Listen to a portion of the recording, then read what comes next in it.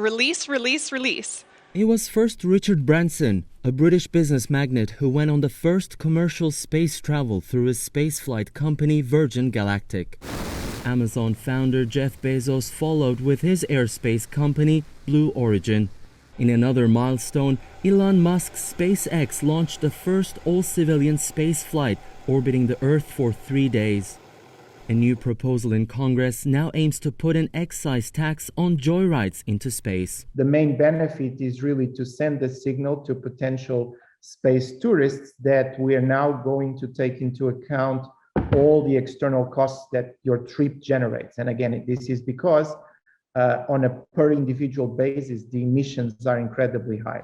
The so-called Space Tax Act stands for Securing Protections Against Carbon Emissions Tax Act, and if signed into law, it would tax space travel based on how far into space the mission travels, but it would exempt any travel that is done for scientific purposes.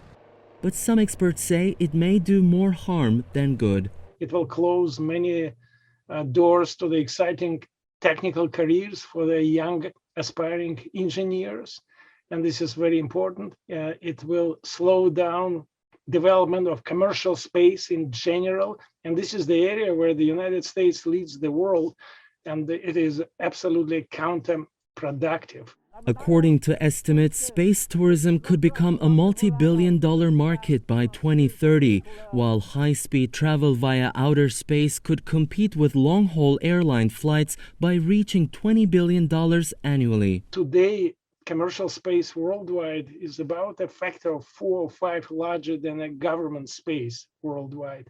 And in 1990s or 1980s, it was exactly opposite. Some say additional taxes could inhibit the realization of these new projects, but others argue the revenue could be funneled into space research itself. Those revenues could even be earmarked for additional scientific space exploration activities. I think this is part of a broader strategy for us to start thinking about how do we potentially manage space from a perspective of both exploration, innovation, and then eventually the role of tourism in space.